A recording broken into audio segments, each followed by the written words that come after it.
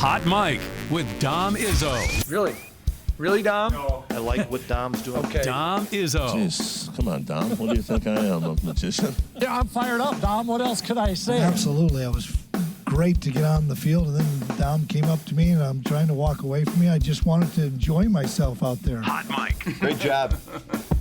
There's got to be some kind of intelligent question about something. Is Hot Mike. Hot Mike. On the networks of WDAY. You know, if it's not about sports, I find it very hard to concentrate. Here's Dom Izzo. Dom Izzo. Good Friday morning. The final edition of March edition of Hot Mike on WDAY Extra at Inforum.com is ready to rock and roll. Final day of the month. We are already a quarter of the way through 2023. All we can say, weather-wise, it sucks. I think we already know that, but that doesn't stop us from moving ahead for what we have coming up on our show today. And you know, typically Friday show, we try to ease you in. It's the weekend. That ain't the case today. Holy cow. We got a power-packed lineup on tap for us here on this Friday. Excited about that. And what we got coming up here over our 2 hours is we are set for the wrap-up of the college basketball weekend. We'll have the women's Final Four tonight. If you're not geek for that, you just don't like sports. I'll tell you that right now. And the men's Final Four tomorrow night, which will be intriguing. Honestly, it will have better. Everybody's always obsessed with ratings these days. I think you'll have a lot of people actually watching just because of the fact of who's playing in it. You're going to have people watching. So you got that going on. Baseball season is officially underway. We've got the final week of the NBA season. We're down to the final, 2 weeks of the hockey season. So there's lots to pour into. And when we're back with you on Monday, it is officially Masters Week. So it's pretty much one of the best weeks of the calendar year. So there you have it. It might look outside and it's gray. And this weekend, actually, the weather's supposed to be okay until we get another freaking snowstorm, apparently, next week. We can at least enjoy the next couple days. It's WrestleMania weekend for those that observe that. I shouldn't ignore that happening this weekend. So, yeah, we got that going on. Lots to get to today, including Fargo's own Tom Hoge will join us coming up here in our first hour before he leaves for Augusta, Georgia, and his second trip to the Masters. You remember Hoge played the weekend last year at Augusta National. Obviously looking for bigger and better here in 2023 off a tremendous playing at the Players' Championship just a couple weeks ago where he finished in a tie, I believe a third, if I remember correctly, and did not make the weekend at the match play, took this weekend off to get ready, and we'll visit with him coming up in just a few minutes. Lots to get to. Let's start with, and we'll do this, I don't know, every single Twins game we're going to do for most of them. Especially if they're good, as the Twins opened up 2023 yesterday in Kansas City, facing the Royals. Pablo Lopez making his debut for Minnesota as the highly touted pitcher that they picked up in the offseason, and he was pretty good yesterday. Got the Twins out of a jam a couple of times over. He was on point with his command. Struck out 8, walked 3, gave up no runs. This was a scoreless game into the sixth inning. Byron Buxton DHing last night, and this is what he can do, especially when the ball gets past an outfielder, is look out, because he's rounding the bases here, and with an opening day triple that lands and gets the Twins finally a base runner in scoring position. Trevor Larnach, we talked about him yesterday with Seth Stowe, how great a spring he had, comes through with the RBI single to center, and that gets the Twins on the board for the first run of the game. This was still a 1-0 game later on in the sixth inning, and they come through again. Donovan Solano made the opening day roster for reasons like this, comes through with a base hit to left. That will score Larnach and give the Twins a 2-0 lead.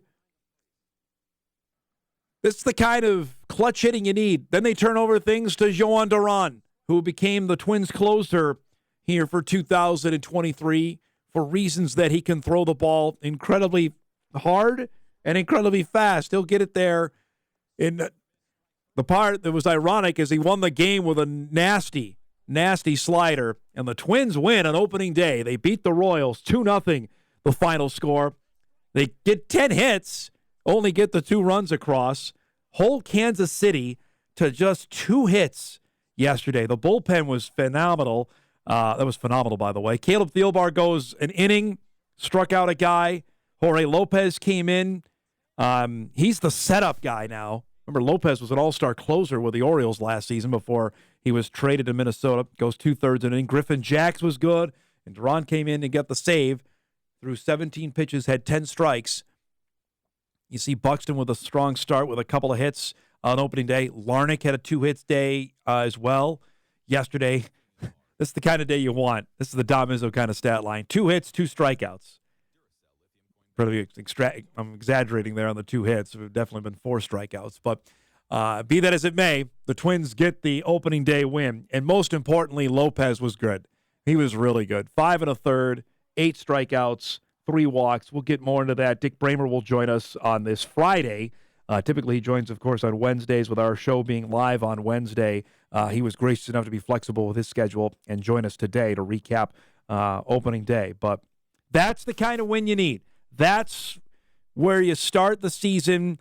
You get a little bit of everything, some clutch hitting, some really good pitching, and that's where, especially since they don't play today because they have the buffered in off day because of the weather, you can sit on a win like that, enjoy today before they come back out and play tomorrow for game 2 of that set at Kauffman. Real quick, I think we did this when they made the announcement in the wintertime. The Royals going to the all-powder blues is awesome. Yeah, if we can bring up a screenshot, guys, of the game yesterday, just a real quick jersey commentary, because we'll do this throughout the season. The Royals look fantastic. That's the look I grew up with. They wore all the time in the 80s. And they have flirted with this over the last handful of years where they've had the powder blue tops and the white pants. They went all powder blue yesterday. Looks great.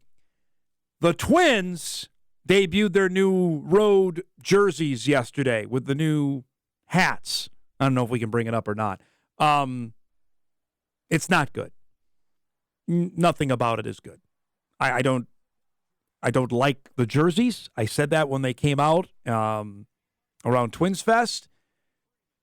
The hats, my wife said, they look like hats you would get from a bank. That's what she said. I don't know what that means. Clearly not something that would be, I guess, a good thing. I don't know why they had to change up the TC on the hats to begin with, but that's the initial reviews there, which is minimal compared to actually how the baseball game played out yesterday, which is a victory for the Twins. So congrats to them. And we'll chat plenty about that coming up in our second hour when Dick Bremer joins us. All right, one other thing from opening day, besides the fact the Mets won, which I know everybody's excited about. The Angels played last night, late game against the A's in front of about 10 people in Oakland. Shohei Ohtani started last night for the Angels and was scintillating, was just fantastic to watch. I mean, he's striking out guys in the most nasty ways as possible. He was calling his own pitches, by the way, last night and struck out 10 guys. That's because the pitch comm didn't work. And then he had this kind of play from Hunter Renfroe last night. Are you kidding? Like, Ohtani can't even believe this happened. Renfroe with a no-look, over-the-shoulder catch in right field last night. That is sensational. He's not looking where the ball is. And he just like, yeah. But this is why they're the Angels, because in a game in the bottom of the 8th inning, they give up this single, and that would be the game-winning run, and the A's beat the Angels and Ohtani 2-1. That's why they're the Angels. That's why That's why they lose 90 games. That's why they finish 30 games out of 500. Ohtani pitches that way, and they lose the game. And you wonder how much longer he wants to do that. Obviously, we know he's a free agent after this season. We're all anticipating the largest contract in the history of baseball will be given to him, and he's earned it. But you go out and dominate like that, and they still can't win the game. He walked 3, which was a bit different, threw 55 strikes and 93 pitches. Again, struck out 10. He was calling his own pitches. This is from the ESPN story, through a PitchCom device hidden underneath his jersey near his left shoulder. The new look, with Ohtani appearing to jab at his armpit before each pitch, was the only departure from his usual dominance. From what I can tell, maybe Kyle can correct me on this, the PitchCom I thought was normally in the hat. That might be the first I can hear of anybody actually having it on their physical jersey. It didn't seem to matter. He got into a groove and was great last night, but it didn't matter. The Angels lost the game. Kind of the story of them over the last few years of having Ohtani and Trout on the same team. Before we go on our opening segment here, I did not see this news last night. It broke late. I only saw it this morning as we get set for a monstrous Minnesota Timberwolves weekend. The Wolves have their biggest game of the season actually tonight as they play LeBron and the Lakers at Target Center. And they're going to have to do it without Naz Reid, maybe for a while, maybe for the rest of the season.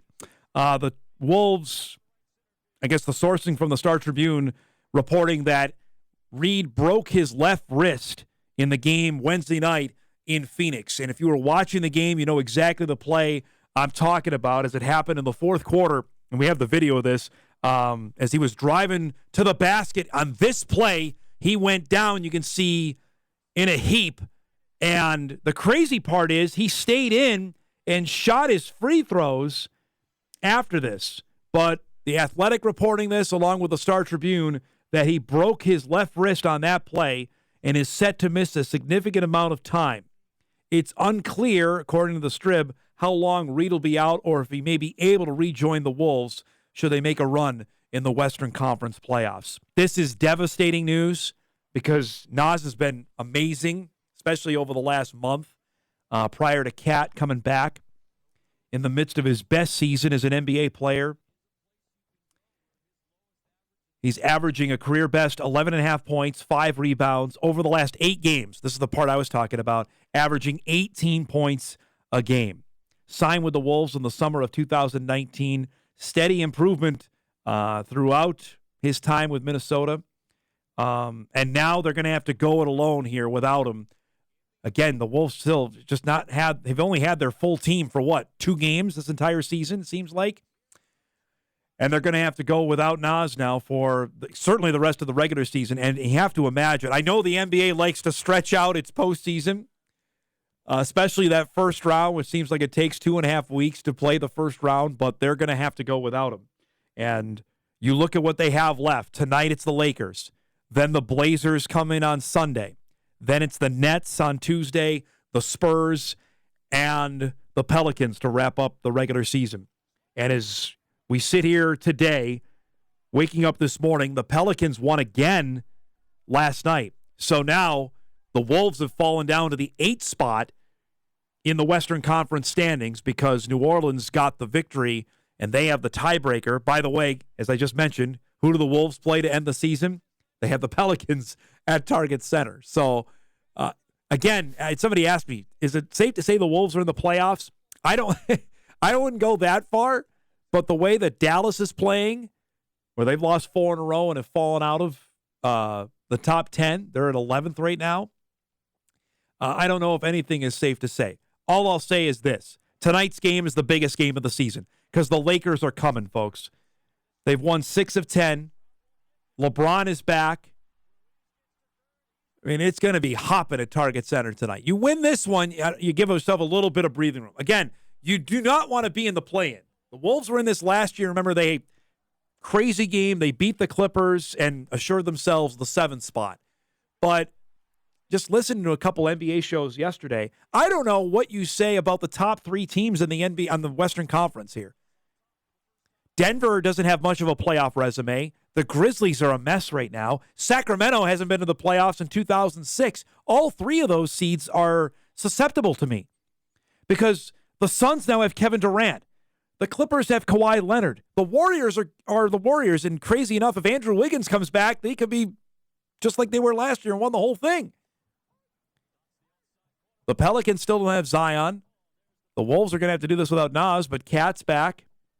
And LeBron, as I mentioned, is back for the Lakers. So last week of the regular season going to be dynamite here. And the game tonight, that is going to be a heck of an atmosphere at Target Center for the Lakers and the Wolves. But they're going to have to do it without Nas Reed here for the rest of the way.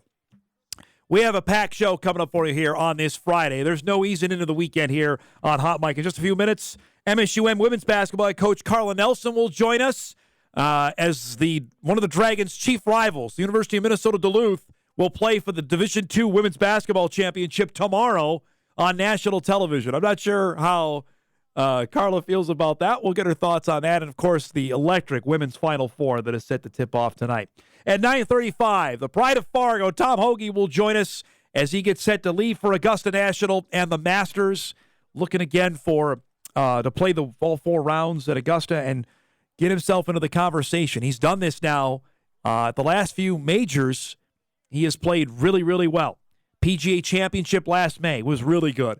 Obviously, I know the Players isn't a major. It's considered the 5th top 5 performance he had at Sawgrass just a couple weeks ago. We'll talk to him about that at 9:35. At 10 o'clock, Dick Bremer will join us to recap the Twins opener, get us ready for the weekend series with Kansas City. And at 10:35, Kansas women's basketball assistant head coach Morgan Paige will join us. Former Bison assistant, was here in Fargo for the better part, I believe, 5 years. And now in her second year at KU, the Jayhawks will play in the Women's NIT Championship game tomorrow. They'll face off against Columbia out of the Ivy League. That should be a raucous environment in Lawrence tomorrow. We'll visit with Morgan about that, her time in Fargo, and seeing what the Bison women just did. She left after the 2021 campaign, and to see the Bison women have a heck of a season. They, of course, made the WNIT, lost to Oregon a couple weeks ago. So that and a heck of a lot more here on this Friday morning. We'll take a break. We're off and rolling. Hot Mic back after this on WDAY Extra at Inforum.com.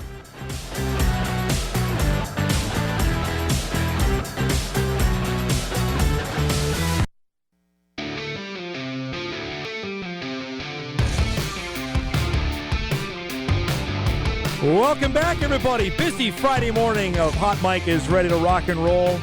Our next guest is probably going to be super jealous of who we're talking to. I know how much she loves golf, as Tom Hoge's going to come on here in a few minutes, and he's going to, of course, Augusta. Our next guest she's played at St. Andrews, though, so she's got that, although Tom went and played St. Andrews last year. So it's great to see MSUM women's basketball head coach Karla Nelson join us on this Friday. Okay, I know I have to imagine Augusta's on the bucket list. What other golf course haven't you played you really want to then? Where have you not got to yet? Well, a nightmare, but yet fun, just to say that you've actually been able to play that. But what's really cool is there's just so many awesome courses that are out there.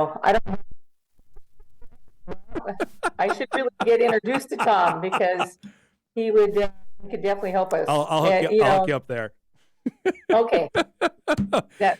It's great to see you. I'm so glad we got a chance to talk today, because today is such a huge day, not just for women's basketball, because I'm seeing, Karla, the ticket prices for the women's Final Four are dwarfing what they are for the men's Final Four, which is fantastic.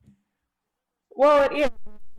I mean, some of these press conferences with the different head coaches, and I listened to Kim Mulkey's yesterday, and she said the only thing that she wished is that the parents had better seats and closer to they have that ability to watch their kids. And I probably would agree with her. I think as the game is growing and growing with interest, I love the fact that people want to pay that to go watch these young women compete. But yeah, I still feel like there should be some accommodations made for parents. There's no question. You have a Kim Mulkey kind of wardrobe you can pull out for next season? Well,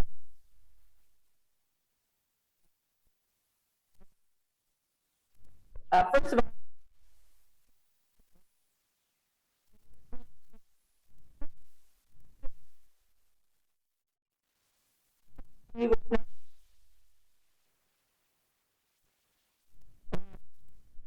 These two games tonight, I'm going to talk about Caitlin Clark in a second, though. Just the anticipation for it. You and I have talked about this. The national championship game is going to be on WDAY. It's on national television on Sunday. The buzz for this just keeps going up for women's basketball. And obviously, you got the behemoth like South Carolina there certainly helps, and the star attraction of Caitlin Clark. But LSU is not like some Cinderella. They're really, really good too. They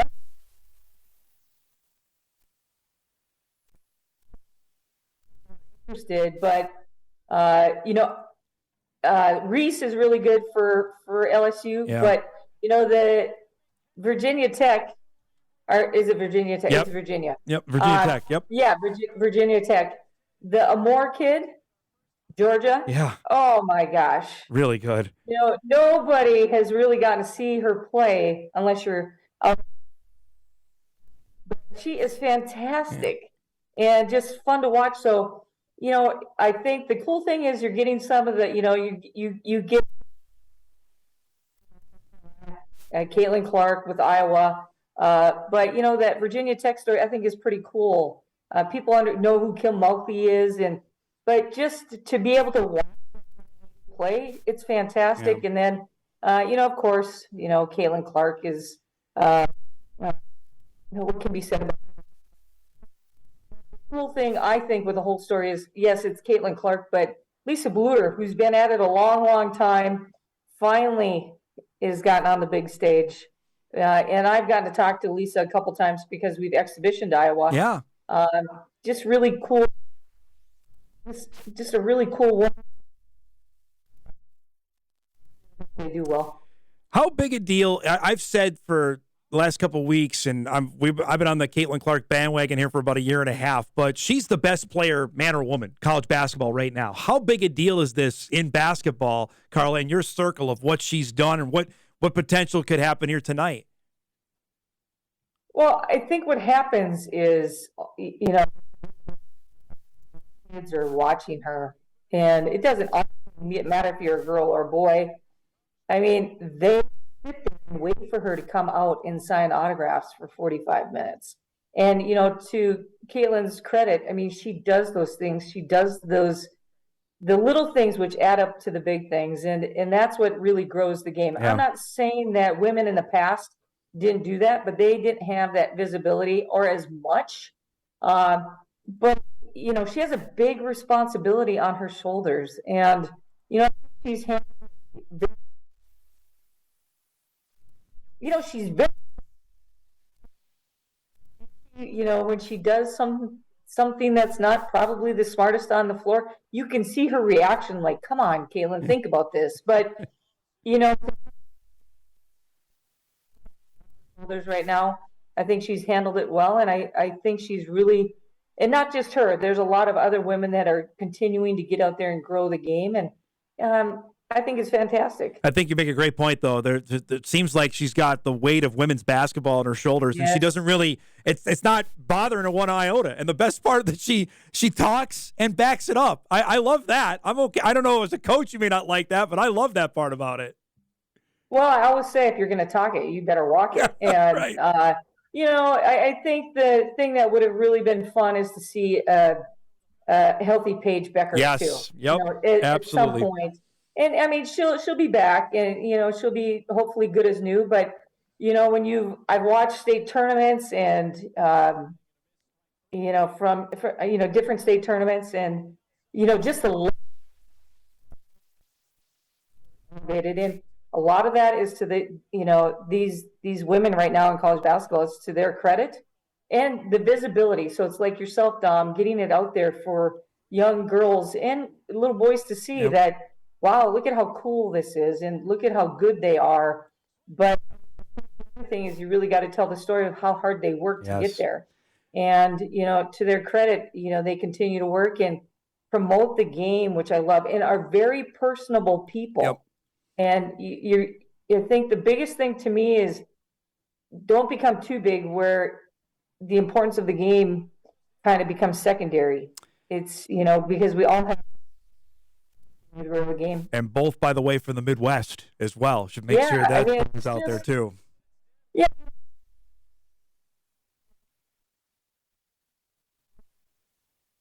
Go.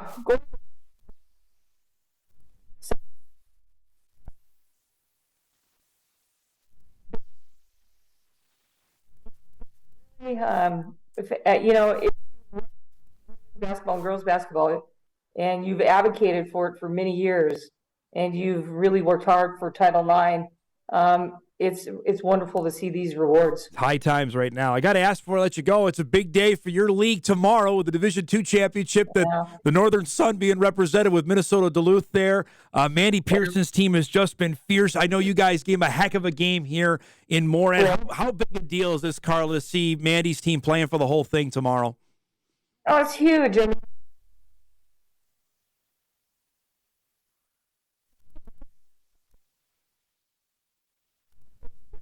I mean, I recruited her, and she's just done a fantastic job. But the nice thing for her is she's got the best player in all of Division II. It helps. Brooke Wilson.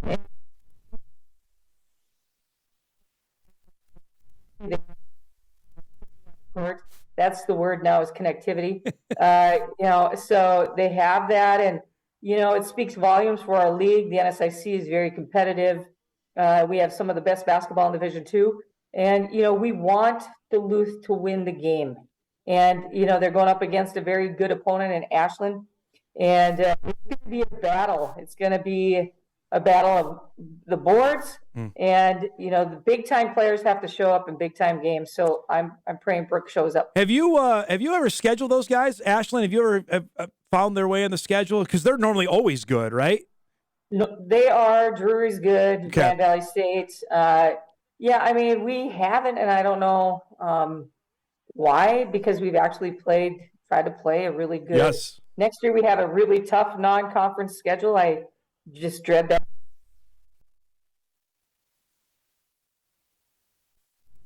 Few weeks, but they're really good and just consistently good, and they're coached very well, and Ashland has been the best team throughout the year, and they have one of the best players in the country also. So it's you got number one versus number two. I mean, it doesn't get much better. No. I got an email to ask you before we let you go why the Division II game is in Dallas. They've grouped them all together, right? So the D1, D2, and D3 games are all on the same site, right? Yeah, it's a celebration of Title IX. Okay. So that's really exciting. I mean, to be on that big stage, I think the weird thing is you're going to be out there on that big stage, and I don't know how many fans will be there. Yeah. I mean, I hope they turn out, because it's going to be a great game. But it's a huge arena, but what a great experience for these. Absolutely. I told that have worked, 29 years to get there and haven't been there. Mm-hmm. So appreciate that, and I'll live vicariously through her. It's great to see you. Thanks so much for giving us your always awesome perspective. Enjoy the games tonight. I know you will. We'll talk again soon. Okay?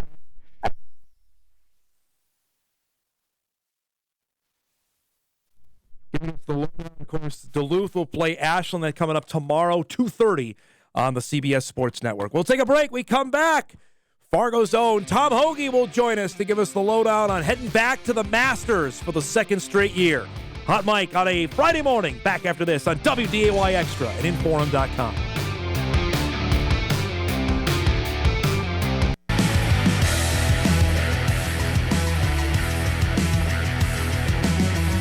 Welcome back, everybody, on this Friday morning on WDAY Extra, Inforum.com. There's nothing better when there's like 5 feet of snow on the ground to be talking golf, especially with our our next guest, who's good enough to always make some time for us. Even after he won a freaking PGA Tour event, he came on the show. And he's set to head back to Augusta National on Monday. The Masters begins a week from yesterday. It's great to see Fargo's own Tom Hoge join us on this Friday morning after you were just there playing some practice rounds, Matt. So at first, it's great to see you. Second, now, does it feel – I don't know if it ever gets – old, but does it feel like, okay, you know where you're going around the place now? I know where I'm going a bit, but it's always special to get out there. And I've been looking forward to next week for quite a bit of time here. So I'm excited to get back. Tell me the emotions. Obviously, I know it's different that you didn't know what you were getting into this time last year. How different does this feel now of getting ready for what's to come next week? Yeah, just being around there for a week and getting comfortable with everything and understanding the golf course a little bit better. It's a golf course that there's certainly a lot to learn how to play it. So feel a little bit more comfortable there and kind of, I guess the biggest thing is just understand what I really need to work on to make sure my game's ready to go for next week. So, it's nice to have that comfort level, but so much of preparing for Augusta, you really can't do away from there. So you've got to get there and get around those super fast greens and just kind of get used to that. How big a deal was it? I know this is probably an obvious question, to get all 4 rounds that you played the weekend last year. Does that help for doing this again? Yeah, a little bit, just because we had such a wild range of weather last year.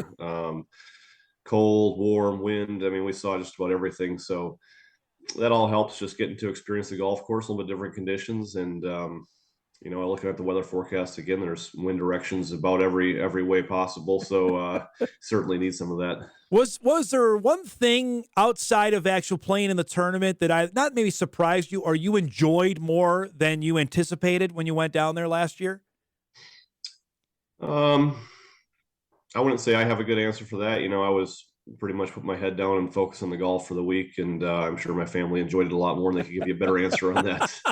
But it's just such a great week and such a fun experience that, this will be my second one. And I hope there's a lot more in the future. The par 3 though, you had some fun there, I have to imagine, right? Yeah, that's fun to get out there. It's scary as a player, though, man. You're hitting like 9-irons into every hole. And there's people on 15 feet from the pin, so you better focus pretty good, or there's gonna be some people dropping in the gallery. That's fantastic. When you finished in the top 30 of the FedEx Cup, it got you in all the majors. And then you had the way you played at the Tour Championship. But knowing that you had another trip to Augusta, what was that feeling like? That you secured that, you played well enough that you were going to get a chance to go back? Yeah, that's kind of the main motivation with getting in all these is the Masters is the pinnacle of it. So, even this year I was there a couple days ago and it's like, man, what motivation to try to grind it out here the rest of this year to get back there again next year. So, certainly something to keep working for. You are off this week. I know you've changed up your schedule. How do you feel about how you've scheduled things so far? Do you feel like you're in good form to get ready for this coming week?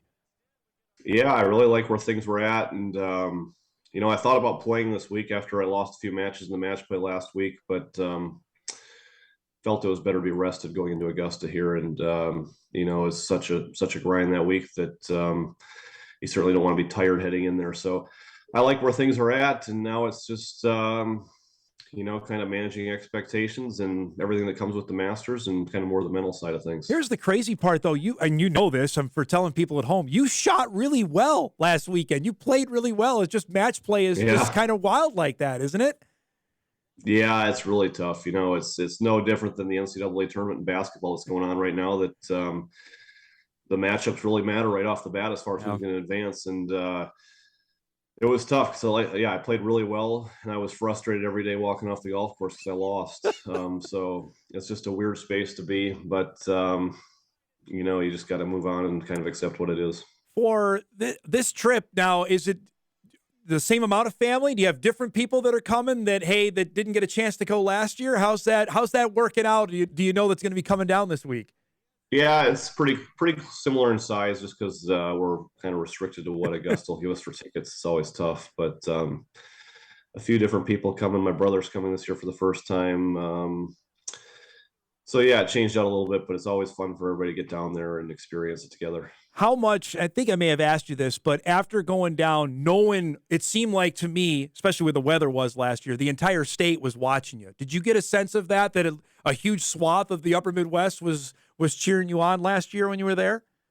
Yeah, for sure. I mean, just as a golfer growing up in North Dakota, just the excitement with the Masters, because our golf season's, well, hopefully it already started at that point, but this year might be a few months away. So, it's just a really fun time for golf, and really kind of kicks off this major season where you've got all these big events kind of going throughout the summer. Well, we got to talk to you about, now I can say, Tom Hoge, course record holder at the TPC Sawgrass. How about that? How does that sit with you? That's pretty cool, yeah. Just the range of emotions. We talked about it when we were doing the show, that we're thinking, all right, well, tough first round, probably not going to play the weekend. Take us through that, the range there, like, okay, I'm actually going to make it, and then just going out and playing crazy. Well, yeah, I mean, I shot 78 the first round, so I was playing Friday with the car packed up and a flight booked and ready to go to the airport, and I was going to be home by 5:00 Friday afternoon. So it was just kind of a total freewheel deal, and I finished at 2 over par. And at that point, guys got suspended Friday night, so Saturday was a really strange day in that we, play resumed at 7 a.m. and didn't conclude till 9:30 or 10 o'clock. So you're watching it all the way down to the last putt to see if you're going to make the cut or not. We made it right on the number T65. 65 guys and ties make the cut. So it was as small of a margin as it gets. And then just went out and tried to have some fun and move up the leaderboard as much as I could. And never could have expected that. So when you're playing, tell me, was this accurate? When you're playing the ninth hole, like, you had no idea what you had shot? Like, I'm assuming you knew you were doing well, but you had no idea where you were at? I knew that I knew I was 9 under getting to 10 under par for the day. I had no idea it was a course record at that point. And, I would say everybody else was a lot more excited at that point than I was for it. Honestly, I made the turn at 5 under par. I was on the second green and I was still in like 40th place or something. And all you're thinking about that point is like, I need to make 3 or 4 more birdies to move up the leaderboard. I mean, you're not thinking course record or anything. It's like, just get me back in this tournament. And it's such a big event for us. There's a lot at stake that you just want to keep moving up that board. Tell me, though, you had to be really, maybe, I don't know if pleased is the right way, how you played Sunday. You finished T3. That's really, really good, man. What were your emotions on Sunday and how you played? Yeah, I played nicely. I've been in a similar position heading into Sunday the last few years there, where I've played well and I've played very poorly on Sunday. So, I felt like I played really nicely, tee to green. 1 or 2 bad swings that cost me a little bit, but and I just didn't make that many putts. So, man, I look back at that week and it's like, I did a lot wrong and still finished third. And as a golfer, it gives you a lot of confidence, because if you can clean that up a little bit, that you'll be right there. You've already got 2 top 3 finishes. I mean, not that maybe you are doing this. Are you looking ahead and say, okay, if I have another finish here, that I'm probably in the top 30 already? Is that in your mindset or not so much? Yeah, you look at it from a point standpoint. I probably need a win at this point, about 500 points. The biggest one for us with the changes to the tour next year is the top 50, getting all the designated events. And I'm probably 200 FedEx Cup points away or something from that. So, it's the beauty of golf. My first few years on tour, you're fighting to keep a tour card in the top 125. There's always something, trying to get in majors, trying to get in the tour championship. There's always something that you're striving for and fighting for. And I guess, more than anything, I've learned the last few years how important fighting for one shot here and there can be, because there's such a fine line at every level. I got to ask, I know you made all sorts of news by going from Hawaii to watch your Horned Frogs play and then go back. I know you wouldn't do it over again, but tell me about that couple days and how crazy that was. Yeah, it wasn't too bad, to be honest with you.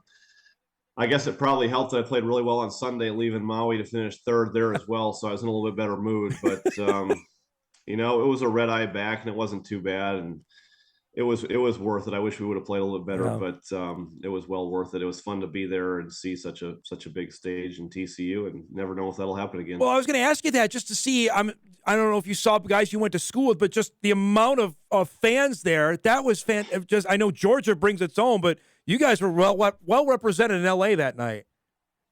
Yeah, you think of TCU as a fan base. So we're about 10,000 students right now, undergraduates. So it's a fan base that's only, 80 to 100,000 living alumni. So it's a pretty small fan base. So to get 30, 40,000 to show up in LA was pretty cool, and it's fun to see it travel like that. All right, I got to ask, one of our producer, he had a chance to go down last year to watch you play. Did you have a chance to get like a snack on the course of food? Like, we all hear about the great food and stuff. Like, did you get a chance to do that? Do you eat it all during the round? You can't do that. I eat, but I have some bars and stuff that I bring. But I didn't have anything on the golf course, but they bring some of the different sandwiches and stuff into the locker room for us, and you might have a few before you head out to play. And do they live up to the hype? Are they as good as advertised from what you remember? I'm going to go no comment on that one before I head to Augusta here. Would you prefer? I guess knowing when you play. I know. Normally, you tell me on Tuesdays you find out your tee times. Yep. When you went down there, any advantage playing in the afternoon or the morning? I know it all depends, obviously, on the weather, but did you have any preference now of going down there before and seeing it? No, I mean, it's just something we're used to, one morning, one afternoon tee time each week, Thursday, Friday. So you're prepared for that. But, like you said, the biggest variable is weather. Right now, it doesn't look like it's going to be a huge advantage one side or the other. But, you usually see it like at the Open Championship every year that there's one side of the draw that'll have a big advantage. This being a smaller field, you don't really see it as much here in Augusta. So, fingers crossed we'll have good weather all week and things will go smoothly. Last question before I let you go, bud. Just after seeing it on TV so often, was there a hole that you ended up playing and say, boy, I like that one a heck of a lot more, or that one was way harder than I thought it would be after seeing it in person? I think about 18 of them are harder than you think. It's a really tough golf course, very demanding on every shot and every aspect of your game. But, I really love the second shot into the 10th hole, just the way that it's framed visually. And it's a golf hole that, kind of flies under the radar there with Amen Corner coming up right ahead of it and some of the other great holes there. So that's my personal favorite. But, I mean, you just take in every moment you're out there because it's such a cool experience. The thing that always strikes me, Tom, is how quiet it is. You play in some raucous environments. You look at Phoenix and obviously how that's a football game basically at a PGA Tour event. Is it literally that quiet when you're out there playing too? Yeah, not as much. I mean, as a player, we all love the event because, like you said, you get some of these other events where you get the drunk fans and whatnot yelling and everything, and you're not going to get a more respectful gallery than this week. So it's really nice as a player that things are very much in order there, and it makes it a little bit easier for us. It's great to see you, man. I really appreciate the time. I know you had some travel stuff to get back. Good luck next week. We got a bunch of people here cheering you on. We'll talk again down the road, okay? Yeah, thanks, Tom. Appreciate it. Good to see you, bud. There he goes. Yep. Pride of Fargo South Hall of Famer Tom Hoge joining us on this Friday morning before he leaves for Augusta National and the Masters. Tee times will be out early next week. Of course, we'll follow that with full coverage on our show, much like we did last year, coming up on Thursday and on Friday. Hoge finished in a tie for 39th last season. He beat Tiger Woods at the Masters last year. Hoge shot rounds of 73, 74, 75, 73. So that's +1, +2, +3, +1 for his rounds there. And he actually safely made the cut.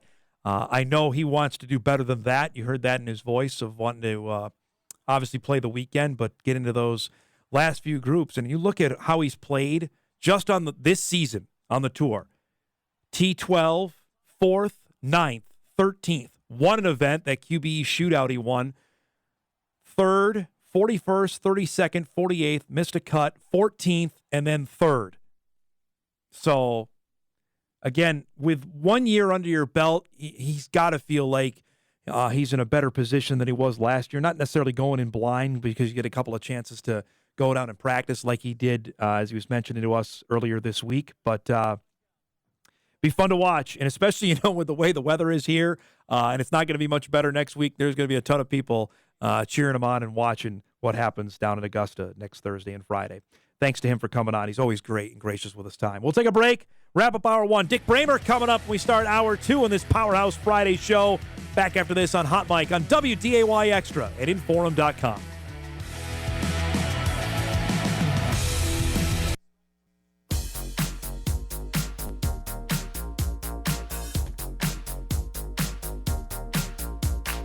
All right, wrapping up our first hour. Our thanks to Tom Hoge for giving us a few minutes there before he leaves for Augusta and to play at the Masters. Our good buddy Drew Trafton just sent me a clip. I missed this of the Kelsey brothers, Travis Kelsey, trying to go through what we did yesterday with the NFL coaches photo. I'll just say it now. It's outstanding. I will also say it's not safe for work, so just be careful about that when you play the video. I'll share that on my Twitter account here in a minute. That is awesome. That's a guy who plays in the league. He doesn't even know 5 of the guys. So it makes us feel a little bit better after what we went through yesterday to try and pick out the NFL coaches there in the annual coaches photo. So that's good stuff. We will break here. We come back. We'll start hour 2 of our show. Minnesota Twins play-by-play broadcaster Dick Bremer will join us after the Twins win in Kansas City. Thoughts on day 1 and what we're going to see out of this 2023 team. Back with hour 2 of Hot Mic on a Friday morning right after this. This is Hot Mic. Hot Mic on the networks of WDAY. Here's Dom Izzo. A drive to left field. He has done it again. And a leaping catch on the warning track. Got it. And the Twins complete the sweep.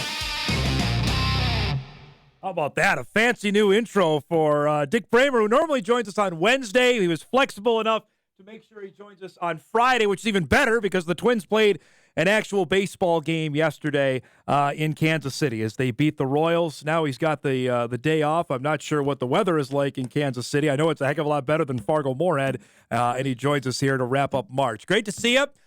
Nice win yesterday. That's, how you draw it up. You get great starting pitching, bullpen's good, and some clutch hitting equals a win. Yeah, they looked good on all fronts yesterday. We were all curious how Pablo Lopez was going to handle that first opening day assignment, and he sure made them look smart by pitching as well as he did. He got himself into a couple of situations in the 4th and 5th inning, but that's the mark of a really good pitcher to be able to do that. It's the first time I had seen him pitch in person. I didn't see him at all in spring training. And so I was like a lot of Twins fans. I was very curious about this guy they traded Luis Arias for, and boy, he sure passed the test yesterday. Yeah, that was, that's what you do. I mean, if you're going to give away the batting champ, you want a guy to go out there, pitch into the 6th inning, which I know Twins fans were excited about in its own right to get into the 6th inning of a baseball game, but that he was good, especially when guys got on base, Dick. I thought that's when he was really at his best.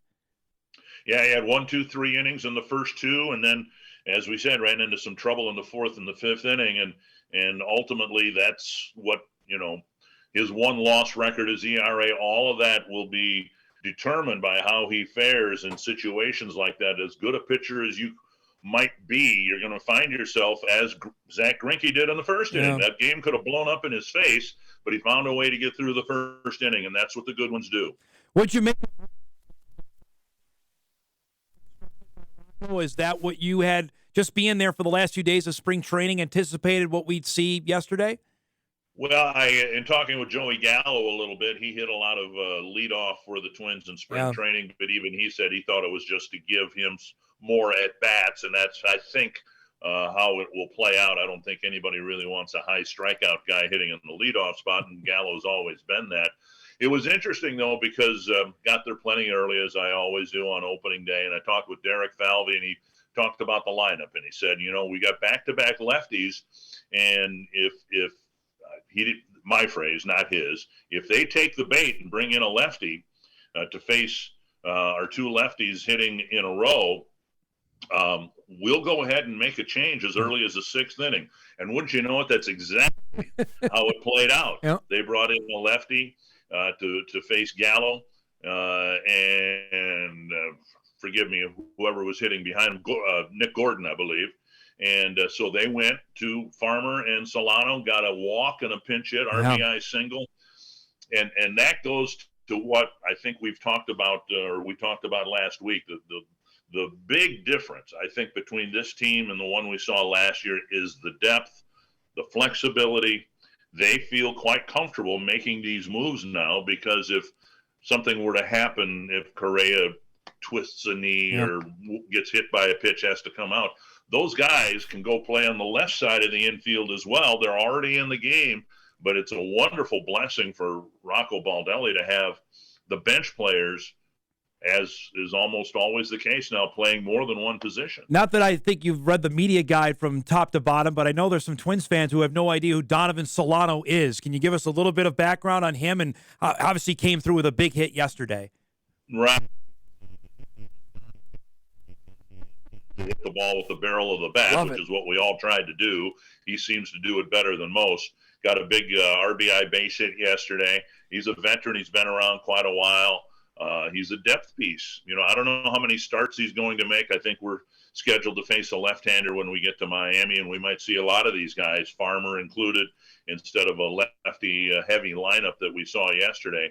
But I really like this lineup, and I obviously like the bullpen, the way it played out yesterday. And so, cross your fingers, whatever else you can cross. But so far, this team looks like it's going to be a really good team. We were talking yesterday, Dick, about Trevor Larnach, who I don't know, got lost in the mix of prospects with Kirilloff and Miranda, and obviously he's been hurt as well, but he raked it in spring. 2 more hits yesterday, obviously the big RBI to get him started. That's good to see for a guy the Twins had a lot of hope on to now be healthy and in the lineup and producing.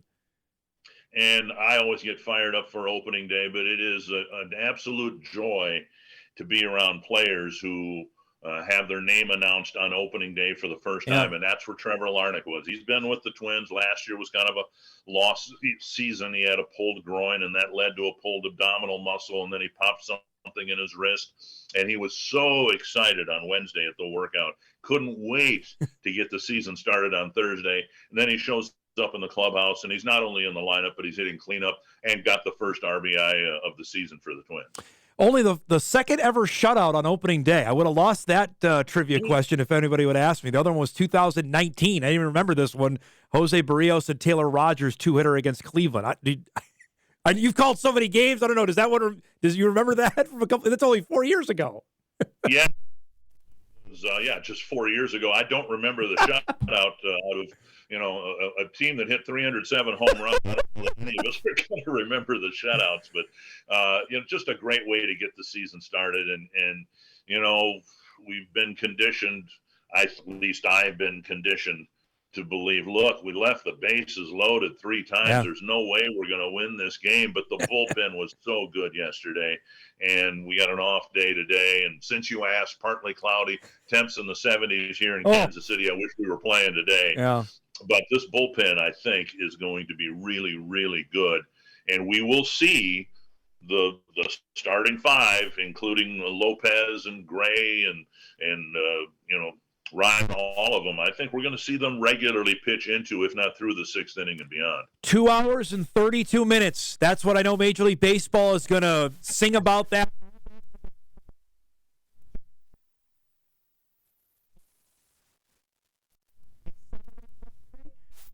Well, we had the benefit of having 3 spring training telecasts down there. And, of course, you can't read into spring training games with any certainty as to how the regular season's going to play out.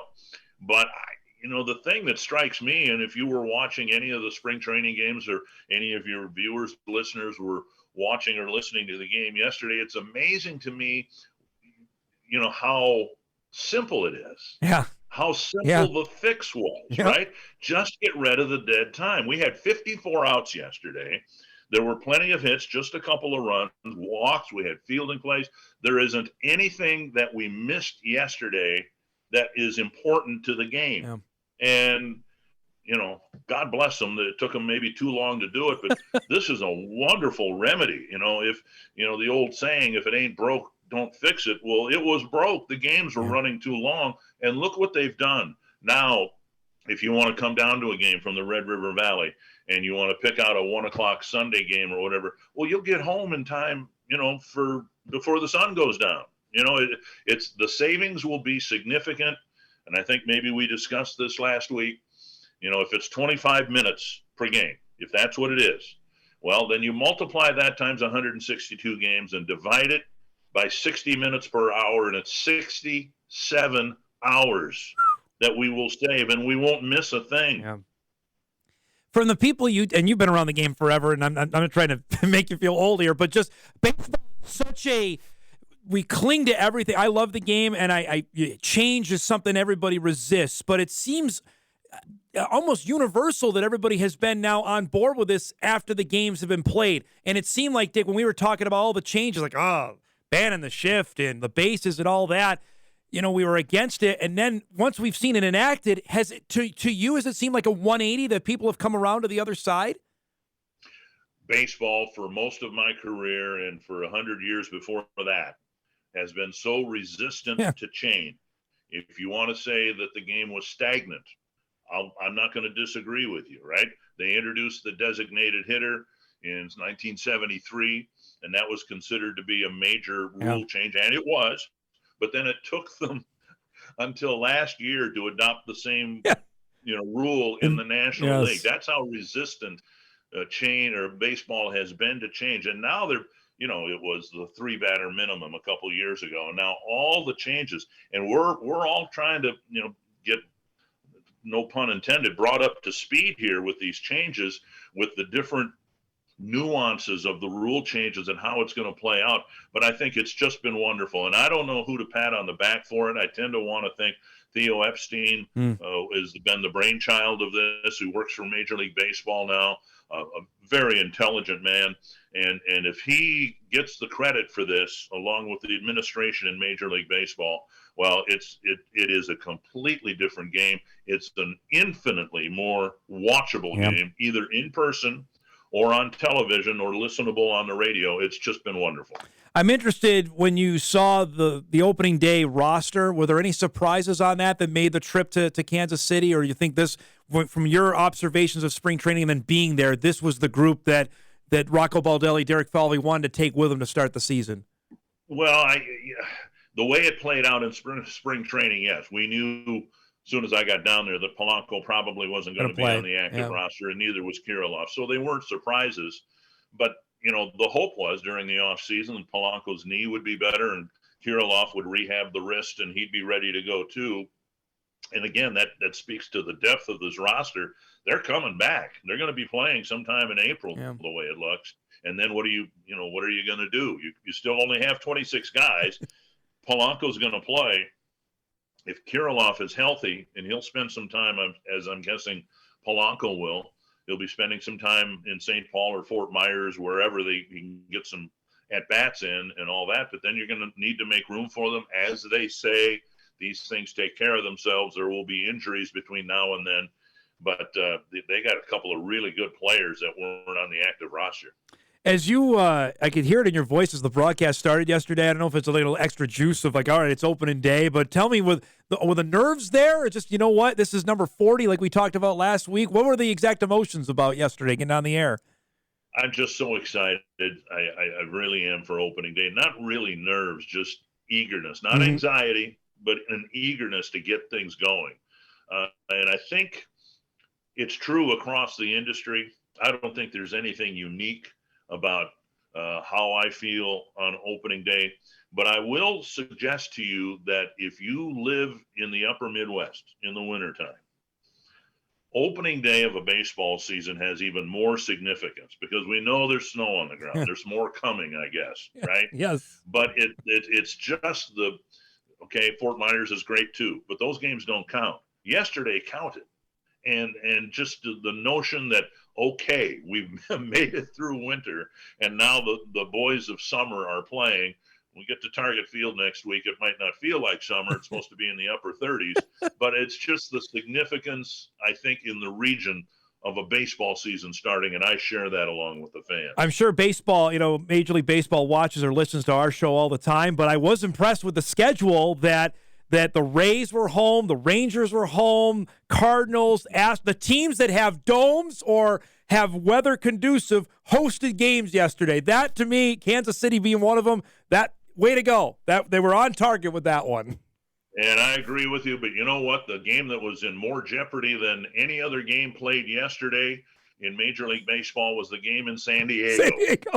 Because it was raining and they were concerned about maybe having to postpone that game. But yeah, it's, I think fans are going to love the schedule too. We didn't talk enough about it, I don't think, during the broadcast yesterday. But the Twins are going to be playing the other 29 teams, and why it took baseball so long to adopt a NFL, if you will, type of schedule where you're just regularly going to be playing everybody.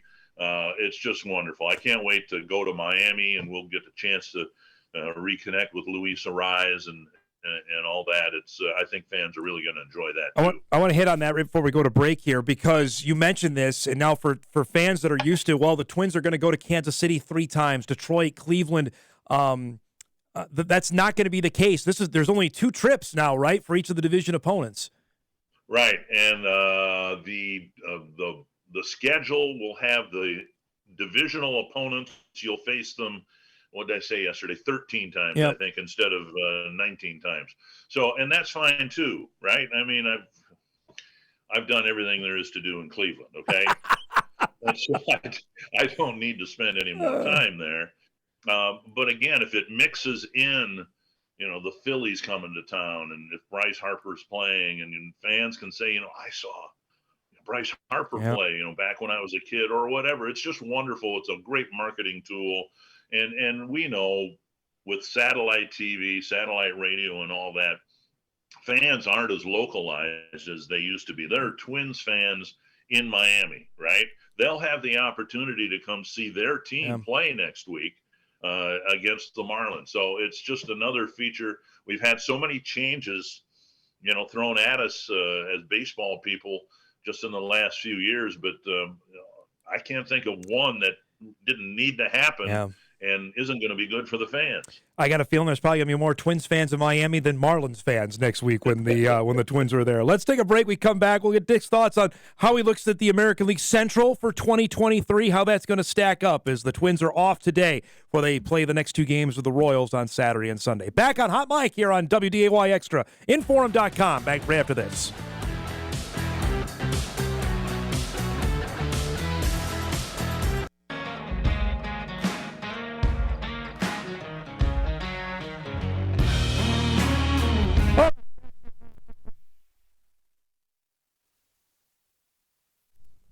Throughout the baseball season, flexible this week since we were on location on Wednesday. Twins are off today, back tomorrow as they'll play Kansas City for the final 2 games of this set. 3 o'clock tomorrow, 1 o'clock on Sunday for the Twins head to Miami to take on the Marlins. Have you been? You've been to the new park down there, right? The Twins have been there a couple years ago. Yeah, we were there in 2019. Okay. And I think won 2 out of the 3 games. And arguably the best pitched game against the Twins that year was by a young pitcher they had by the name of Zach Gallen. And he took it to the Twins lineup. They couldn't touch him at all. And then the Marlins, maybe being the Marlins, they traded him the next day. Yeah. So seems about right. We didn't have time to get into this last week, but we're a game in, so predictions are still okay. Of looking at the American League Central as a whole, I'm of the mindset I didn't think the division got infinitely better. I know the Tigers and the Royals are still, I think, 2 years away from being 2 years away. Cleveland, I think, may take a step back. The White Sox have a new manager. What do you make of what the rest of the American League Central did? Well, the team with the highest payroll in the division is the White Sox. The team that overachieves on a regular basis is Cleveland. Yeah. I would agree with your assessment that the Tigers and Royals are not there yet. I think it's going to be a 3-team race, and I will just say this about Cleveland, and nobody in my household is ever going to say anything bad about Terry Francona. I love the guy. He might be the best manager in the game, and he manages the game expertly. But they had a lot of things go right for them last year. They were healthier than the Twins and the White Sox. They got one, dramatic hit after another, a bunch of young guys. And it's always been curious to me when the Twins have a year like that, and maybe 2019 was one of those years. Then as a follower of the Twins, I hear, so-and-so and so-and-so and so-and-so, they all had career years. Cleveland does it. And for one thing, you don't know what a career year is until the career is done, right? But Cleveland doesn't. It's like, they've got all these young up-and-coming guys and all that. And they do. They're going to be good. They got a great pitching staff. We tried to make the point yesterday on the telecast that the American League Central isn't the most prestigious or intimidating division of the six in baseball, but they might have the two best closers in Emmanuel Clase for Cleveland and Joan Duran of the Minnesota Twins. I don't know how anybody even puts the ball in play against either one of them. Clase's really, really good. He's dynamite. And Duran has taken that step that I think you and I were talking about last year where he's got the potential. Now you saw it yesterday that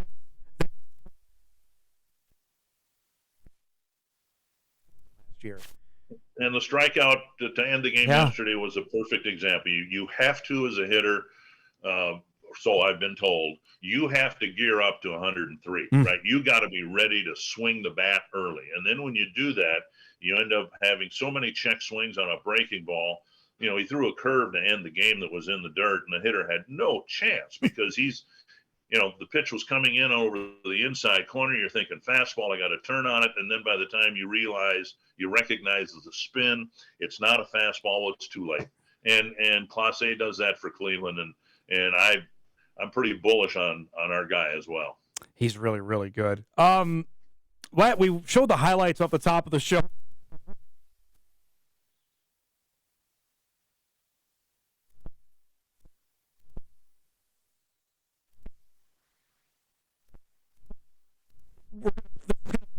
The season goes, if Ohtani says, you know what, trade me somewhere else because I'm not staying here. If the Angels are inclined to do that, knowing anybody would back up the Brinks truck to get him to come play for their team. Well, and they would throw a lot of money at him, but he's a free agent, I believe, after this year. Yep. So in terms of trade value, I mean, the Twins ran into it with Johan Santana. He was the best pitcher in the game. After 2007, they felt like they needed to trade him, but they were only trading him for 1 year before he turned free agent. Now the Mets stepped up. They gave the Twins Carlos Gomez and some other prospects, and the Twins got a lot of bulk. I'm not sure that they got true value for Santana. But then the Mets ponied up and paid Johan the $20 million, $25 million, whatever it was. But Ohtani and the Angels will find themselves in the same situation. You're not going to get the jewels of any team's farm system for just 1 year, knowing that after that year, if you want to bring him back, it's going to cost you $50 million, right? I mean,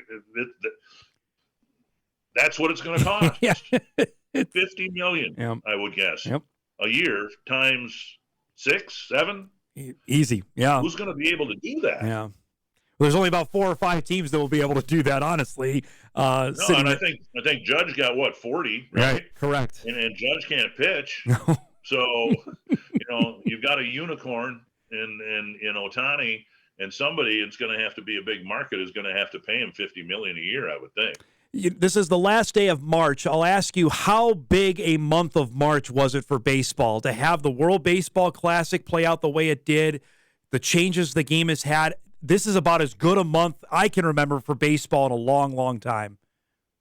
I would agree with you. And the biggest benefit, or the biggest, greatest thing that happened to the game in March is the spring training games, where the players and everybody, managers, coaches, they all had a chance to adopt to the major, major rule changes that we're dealing with.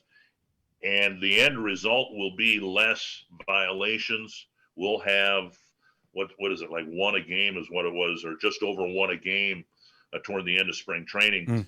People have adapted to it, and I think they deserve an awful lot of credit, too. The players do. Rocco Baldelli now has got to give his signals if he wants a hit and run, if that ever comes back, stolen base, whatever. But he's got to give his sign quicker, right? Because he's got to relay it through the third base coach, and Tommy Watkins has to do it quicker. They had a chance to make the adjustment internally, and as a result of that externally, the fans will not have too much disruption, or it won't be chaos like it might have been otherwise without the spring training games. Well, I got an email question in to ask you about the World Baseball Classic. Just from the players you've talked to, you get a sense that the next go-around, I think it's in 26, that even more participation from players will be signed up for that, despite the injuries that happen? Yeah, and I talked to the Twins contingent, Vasquez, Lopez, guys like that who went there. They just loved it. To play meaningful games in the middle of I don't want to call it drudgery, but the spring training is 6 weeks now, right? Yeah. And we've had a couple of 3-week spring trainings. We know that didn't work out real well. This is 6 weeks, and to have some meaningful games to play in the middle of all that is refreshing, to say the least, for the players. Ohtani talked about that, how impressive that was, how much fun it was staring down Mike Trout, his teammate, and striking him out to end the game. It's great for the game. I don't know, frankly, where else you would put it, but in the middle of spring training, when you got 30 general managers and people just hitting their knees every night, praying that what happened to Altuve doesn't happen. That could have happened in a spring training game just as easily. But it's the focus for me and for the general managers, and I think for the fans, is getting ready for this, the regular season. I think I said last week, WPC was interesting, but for me, there was so much more importance placed on yesterday's game because it mattered over the course of the baseball season. And frankly, all the games of the WPC don't matter anymore. Great stuff. I believe those are 5 o'clock starts there to take on the Marlins for a couple of night games and then a day game on Wednesday. We'll take a break. Huge weekend for women's basketball. We got the Final Four tonight. The WNIT Championship is tomorrow, which has a local angle to that. Morgan Paige will join us from the Kansas women who will play for the title. That's coming up tomorrow or later on Hot Mike when we come back.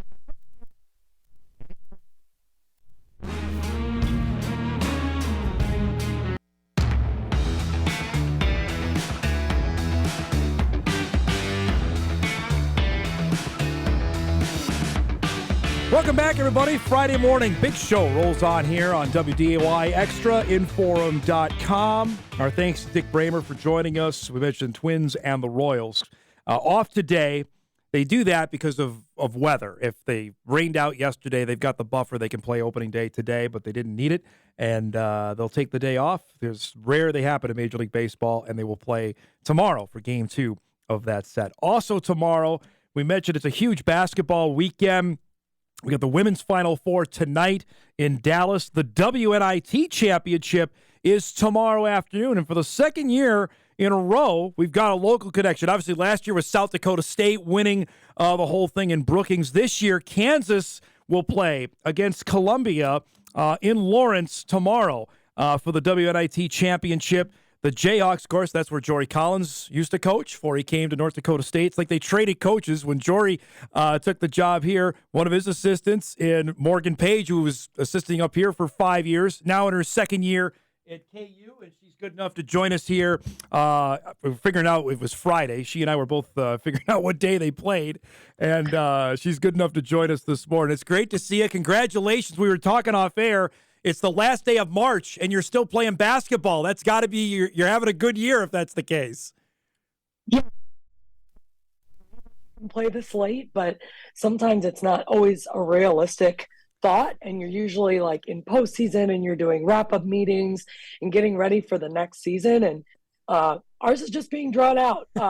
We're still playing. We're going to play into April, and we're all looking at each other like, have you done this? We haven't done this. Have you done this? So it's a really fun experience. I think our mind shift has also like shifted, and it's become a really positive and really. I would pick my team. I would pick my team no matter what, because I'm gonna be able to watch the game. It's true. Which I did have tickets to the game. Obviously, if we don't make it to the Final Four, we go. Right. So I made sure some Iowa people were very happy. I will shout out to my Hawkeyes and my Big Ten people.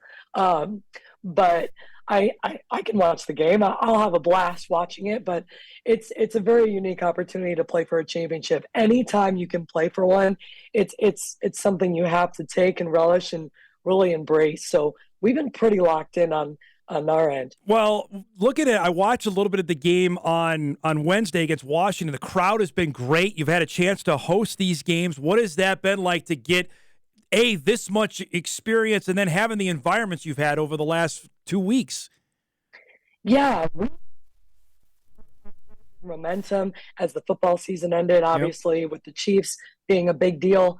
But our last few regular season games, we've really seen more and more people coming to our games, and it's been positive momentum, and we've been playing really well this season. But it's been I can't even believe the quickness of the exponential growth that we've had, and obviously us being the only show that's still playing has really been a factor. But being able to experience these live energetic gyms that you're dreaming about. Kids are big-eyed. Our kids, it took us a little bit on Wednesday to get accustomed to just having that much noise.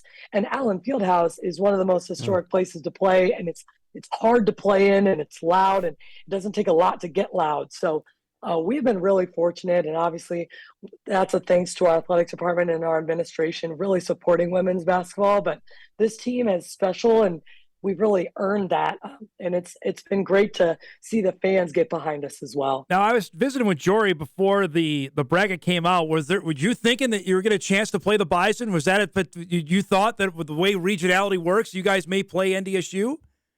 Yeah, when I saw the team list, there was a lot of like Missouri area schools. So I was like, oh, they might send them west. They really might send them west. And they did. I honestly thought they might play like Colorado State or something, not have to go all the way to Eugene. Yeah. But no, it was really cool to see. And obviously I still stay in touch with all of those guys. And I've been watching the season from afar, and they've had a fantastic year. And that's also a positive experience for their young kids that are breathing life into the program and learning how to win and play postseason games. Like all of this experience is so important for programs that are really trying to take the next step. You slugged it out here in Fargo, saw some tough times, and started maybe seeing the worm turn a little bit. How, from afar, watching what the Bison ladies did this year, what sense of pride did you have in that? Because I know you got some of those players here. Yeah, it's so fun. Honestly, it's fun to see hard work and doing things the right way pay out. And I think even now, Jory will tell you he's really excited about his group. I haven't even talked to him. I know he's really excited about his group. He's got really good kids in his locker room that are bought in to the work and the prep and just getting better every day. And that's going to show in wins and losses at the end of the day. I'm excited to see what they look like next year with a lot of core pieces coming back. And I think they got invaluable experience through wins and losses this year that there's some young kids that are really fun to watch. You're going to get them on the schedule? Can we make that happen? Can we do that again? I don't do scheduling. I will say that every time it comes up, they're like, well, you beat us last time. So I try to keep it super neutral. But we'll see. You never know as the years go.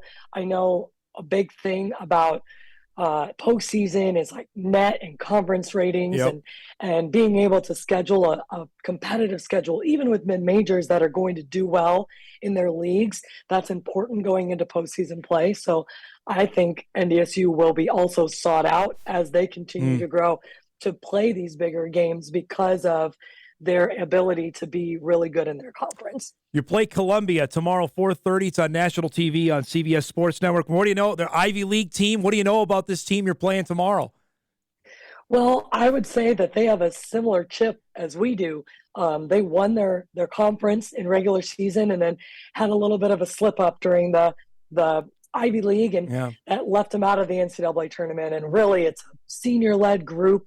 They play really, really hard. They're going to make us guard on the perimeter where we have interior presence. They're going to make us get out and guard and not stay in the paint. And it's going to be a fun game. I think the environment is supposed to be even bigger, which I don't know if Columbia's – they played at Iowa State this year, but that's Iowa State. Like, this is a postseason game. It might feel a little different.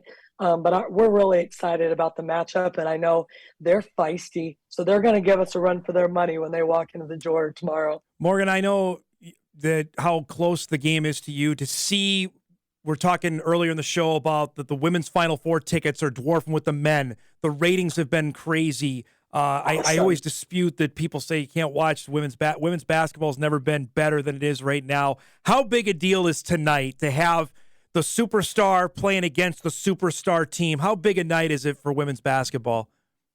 Well, I can't imagine anyone could have written it up a better way. Right? If you look at all four teams, they have something that's going to give you some like big time stories, every single one of them. And that's only positive. You have two teams that haven't been there in a long time, if not ever. And then you have your powerhouse that's trying to repeat. And then you have a Hall of Fame coach that's bringing a new team back.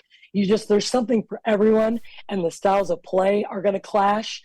I'm excited because, again, I think this tournament has shown that there's so much growth and parity in the women's game that it's starting to get to where the men's game is. And I know the last couple of years have really started to show that in pieces, but we're charting into unprecedented waters because the brand of women's basketball is getting bigger. People are excited about it. It's something that's really people are buying into, and it's fun to watch. It's really fun. Okay, so you played at Wisconsin. How would you guard Caitlin Clark? I don't know. Is there a right way to guard her? I'll say South Carolina has the pieces. Yeah, I was going to say. Length and athleticism that they can put behind her, even if it's one person guarding her. I think the tale is going to be of the others. What are the other people going to contribute? Not just Aaliyah Boston, not just Caitlin Clark. What are the other people, the other 8 out there going to contribute to the game that's really going to set the tone? You mentioned it, you couldn't script it. The only thing would be better if it was for the championship. It's pretty good. It's tonight, but if it was for the title, then that would be something else. Yeah. But they got there. Yes. That was half the battle with Iowa, is getting there because of their loss to Creighton last year. Being able to be at the Final Four was the goal, right? And then you're playing with house money. Shoot the ball, shoot the lights out, do your best. Go for it, right? And it might go your way. Yeah. You just never know. That's why they play the games. I got to ask now, I'm interested, for being in the Big 12 for the last couple of years, what is the style of basketball in the different Power Fives, like the SEC, seeing the Big 12, your league, the Big 10? How would you describe the different Power 5 leagues and how they play in women's hoops? That's a great question. I think in the last few years, they've become more molded. Okay. So where you can't always differentiate. The SEC is going to have a lot of size and athleticism. The Big Ten is going to have skill and size. I think we're a hybrid. We're a little bit of both, where we have some teams that are super athletic. We have some teams that are super skilled. It kind of is a mix. The Pac-12 is high skill, pretty basketball. I say pretty basketball because the ball moves. They do a lot of actions. They're going to run a lot of sets and play a high pace because they're going to let the ball move around. And they might not be as disruptive defensively, but they're going to really score a lot of points and get a lot of people involved. Did I miss one? Big East is so I think in the last few years, everyone's playing a little bit of everything because we're getting more basketball players on more teams that are high level instead of just one team having everybody, which is great for the game. But yeah, there's still some signature things that each league does, and it's cool that there's 2 SEC teams that play drastically different. Yeah. And then you have an ACC team that's quick, athletic. They've got some size, and then you have skill, ball movement, 3-point shooting, and finesse of Big Ten in the Final Four. So again, a lot of if you're looking for something. No doubt. There's absolutely. My last question before I let you go. On the outside, what is the perceived reputation of the Summit League? And knowing, obviously, they know about South Dakota State. They know about USD, about, well, do we want to schedule these teams? They're pretty, it's not the Jackrabbits, it's not the Kyle, but they're not bad. On the outside, what's the reputation of the Summit? Yeah, I think you nailed it kind of on the head. I think you've had those cornerstone successful programs that obviously, like, we're not going to go out and just be like, yeah, let's go play South Dakota State. Like, you got to really think about putting them on your schedule, right? And I think the more and more parity, even this year, you guys had some parity up and down the league, and with some differences in how the conference shook up, that it's different than it has been in the past. I think you're going to see more and more teams not being afraid of the challenge of playing against the Summit League, but it's a quality conference. They've got a lot of teams that are super competitive with a lot of different styles of play. Like when we go into early early conference play, I'm seeing a lot of our Big 12 teams playing Summit League teams. Yeah. Like I watched Oral Roberts, I watched Omaha. Like I've seen multiple teams just because I'm watching for my scout, for my Power 5 opponent. So they're getting out there. They're not afraid of the challenge. They're super competitive, and that's only going to help the league moving forward. It's great to see you. Congratulations on a great run. Have a ball tomorrow. Good luck with Columbia, and let's talk again soon, okay? Awesome. Thank you so much. You can watch Duluth play against Ashland at 2, and then Kansas and Columbia right after that to lead you into the men's Final Four tomorrow. So you got a basketball-heavy day, and with the way the weather's out, I know the sun might be out tomorrow, but what else are we doing? So come on. We got that going on tomorrow. We'll take our final break. We'll come back. We'll put a bow on the show. Get you ready for what's going to be a great sports night. We'll do that when Hot Mike wraps right after this on WDAY Extra at Inforum.com.